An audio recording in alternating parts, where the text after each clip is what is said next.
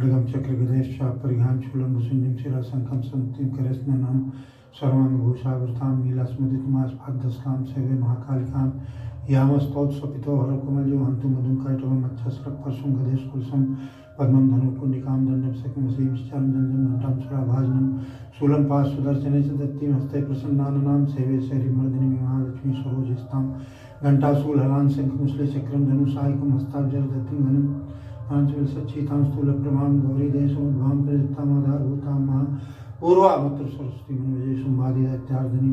हे माँ आदिशक्ति भक्ति भुवनेश्वरी, माँ अपने भक्तों का कल्याण करो, अपने भक्तों पर कृपा करो, उनके जीवन में जो कष्ट है विपत्ति है उसे दूर करो। हे माँ भगवती, सब भक्तों की तरफ से मैं अर्जी लगा रहा हूँ, उनकी अर्जी पर सुनवाई करो माँ, उनका कल्याण करो माँ, उनका कल्याण करो माँ, उनका कल्याण।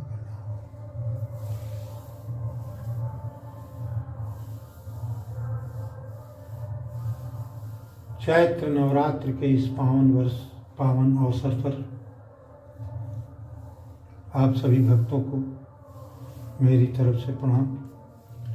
वैसे तो मैं प्रतिदिन जब भी माँ के चरणों में बैठता हूँ तो जो भी इनके भक्त हैं उन सारे भक्तों के लिए मैं माँ से निवेदन करता हूँ कि हे भगवती, आपके भक्त चाहे कहीं भी हों दुनिया में, जहाँ भी हों, सुखपूर्वक रहें। उनके जीवन में जो भी दुख है, जो भी विपत्ति है, जो भी समस्या है, हे भगवती आपकी कृपा से उसका समाधान हो, उन पर आप कृपा करो। जरूरी नहीं कि हर व्यक्ति आपके दरबार तक हाजिरी लगा सके, तो उन सब की तरफ से मैं आपकी हाजिरी लगाता हूँ।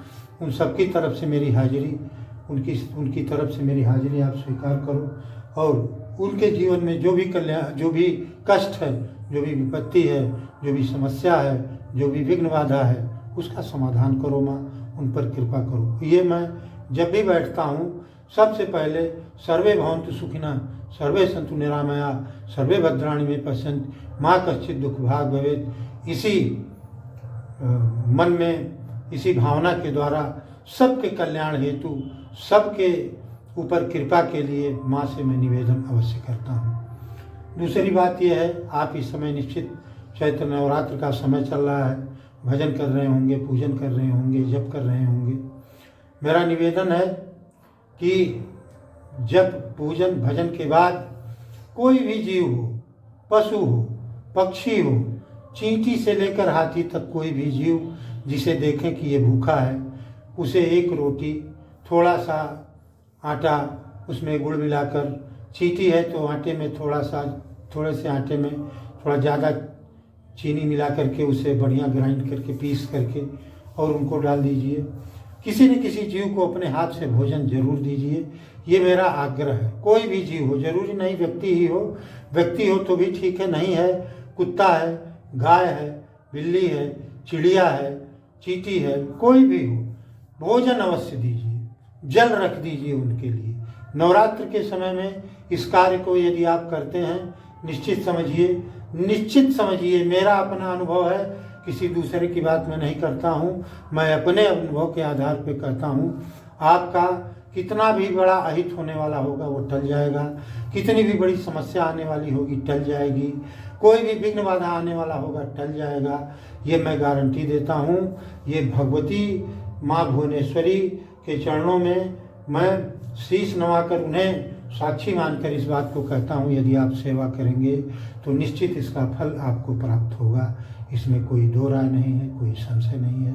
तो मेरा आपसे निवेदन है, मेरा आपसे आग्रह है कि साधना कीजिए और साधना के साथ सेवा को जोड़िए, निश्चित कल्याण होगा। और कोई भी हो, भूखा हो, प्यासा हो, उसे भोजन करा दीजिए, पानी पिला दीजिए, ये आपके लिए समझिए वरदान है, वरदान है, वरदान है। साधना तो अपनी जगह है, साधना का तो फल तो प्राप्त होता ही है, भगवती दया करती हैं, कृपा करती हैं, लेकिन जब आप उसके साथ सेवा जोड़ देते हैं तो इसका अनंत फल होता है। तो मेरा निवेदन है, मेरा आग्रह है कि आप इसमें पूरी तरह से एकदम भगवती के चरणों में अपने आप को समर्पित करते हुए और सेवा जरूर कीजिए। जब भी पूजा से उठिए, अपने किसी न किसी को भोजन कराने के बाद तब आप अपने कुत्ते को ही एक रोटी डाल दीजिए, गाय को एक रोटी खिला दीजिए, किसी न किसी को भोजन देने के बाद तब आप कुछ ग्रहण कीजिए। आप देखिए आपके जीवन में कितना बड़ा चमत्कार होता है। ये मैं अपने जीवन को देखते हुए आपसे कहता हूँ। बस भगवती आपका कल्याण करें, भगवती आप पर कृपा करें। आप जहाँ हैं सुखी रहें, संपन्न रहें। माँ से यही मेरी अरदास है, मेरी यही प्रार्थना।